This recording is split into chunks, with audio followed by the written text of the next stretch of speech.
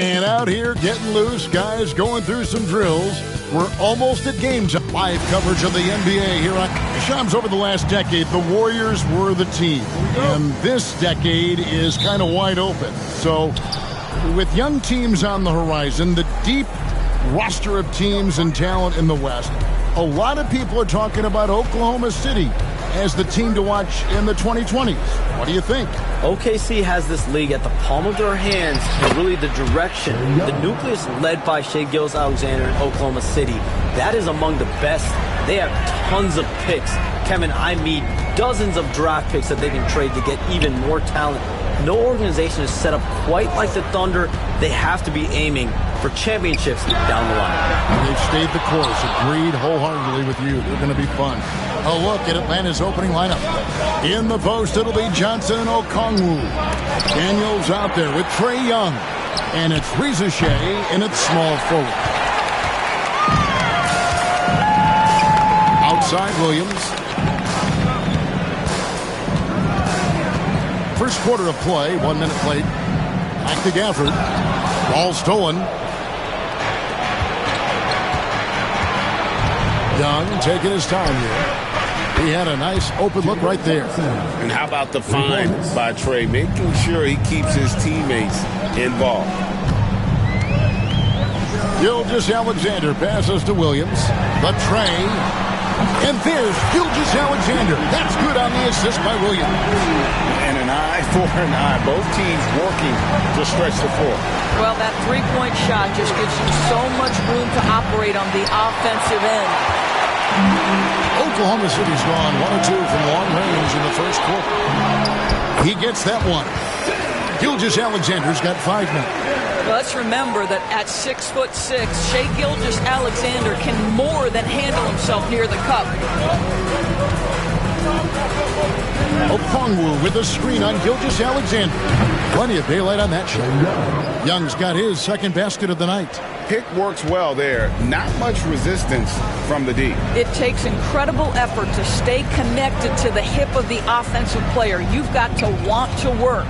And the foul on Dyson Daniels. That's his first foul. First team foul. Holmgren finds Gilgeous-Alexander.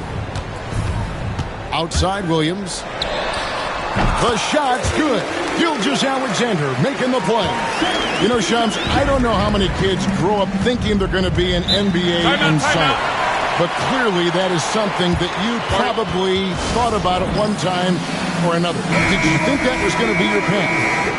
Kevin, I knew at the age of 16 years old what I wanted to do, and this path I wanted to take an insider for the NBA because I loved playing basketball, I loved writing, and I had a genuine passion for transactions, for the behind-the-scenes stories. So to be able to tell that story to the fans, I feel like I am one of the fans. That's why I feel like I can relate to the fans, and so that's what inspired me mostly to take this career path that I've taken.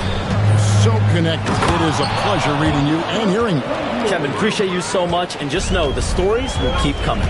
You know, an awesome decision maker in that pick and roll. Young taking whatever he sees in these sets. Talk about hitting the ground running. 4 for 5 to start. Here's Young after the made shot from Shai Gilgeous-Alexander. Pass to Reza Shea. Okongwu with the screen for Reza Shea. Drills the three-pointer. Got to get out on that if you're the defense. This rookie Reza Shea can really do damage from the perimeter. And Gilgeous-Alexander, here we go. He makes another one. That's 4 up and 4 in to start his game. How about he has yet to miss 4-4 to start? Right now, I'd send it over to the sidelines and get a report from David Aldridge. Thanks. Mark Dagnall and I got a chance to talk for a bit. Now, I asked him about trying to slow down Trae Young, and the coach said you have to get the ball out of his hands. He can hurt you with the pass and with the shot. I'm not going to be surprised if you see them blitzing and doubling him a good portion of the game. Back to you. Thanks, David. And here's Young after the three-pointer from Shai Gilgeous-Alexander. And then Johnson with the jam. Well, not exactly one of those big, burly power forwards, right? He depends on his leaping ability more than those guys, and it serves him just fine. And to look at how the offensive approach has been going here so far for Atlanta. We've got a bunch of this game yet to be played, but they're shooting it well from the three-point line. That's got to be a welcome sight. Yeah, what an excellent display of passing in the early stages of this game. A good deal of their points coming directly off quality passes. Bounce pass, Young.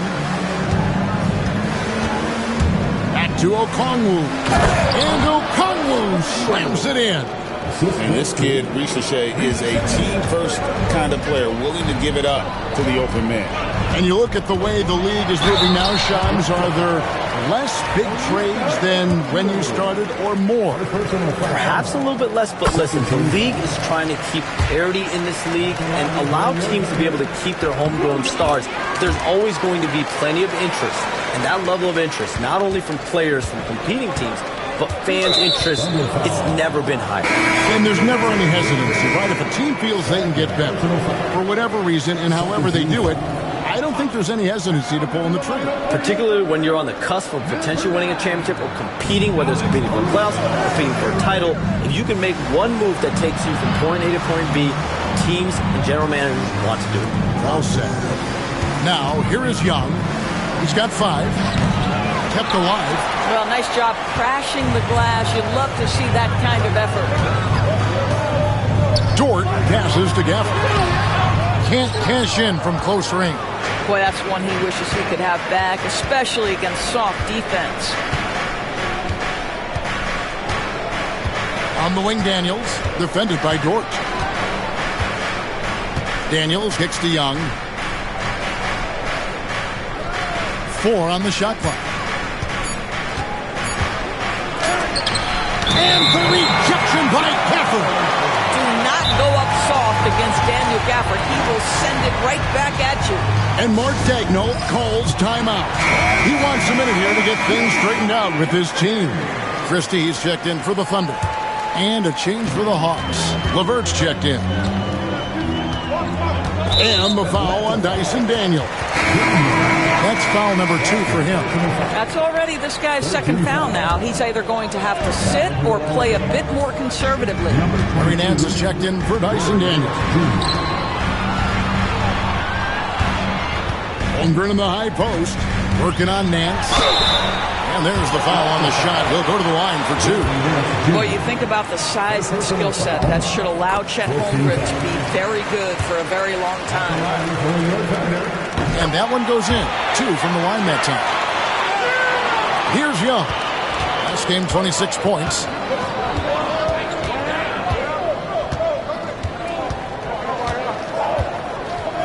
And the rejection by Gafford. Boy, with his shot not falling right now, it might be time to look in a different direction. See if you can get your teammates started. They now take the lead.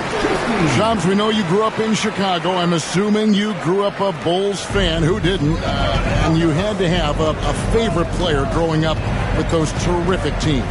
I was a big-time fan of hoops in general. Definitely someone for me was Kobe Bryant. That someone wasn't a Bulls player. We almost got him one year, but that was someone I grew up watching. Kevin, did you have a favorite team or player growing up? Well, I love Kobe. I called every season of for 2K. As you know, not too long ago, before his passing, we sat down for a couple hours. But I hate to rank them because Kobe, Jordan, and LeBron are all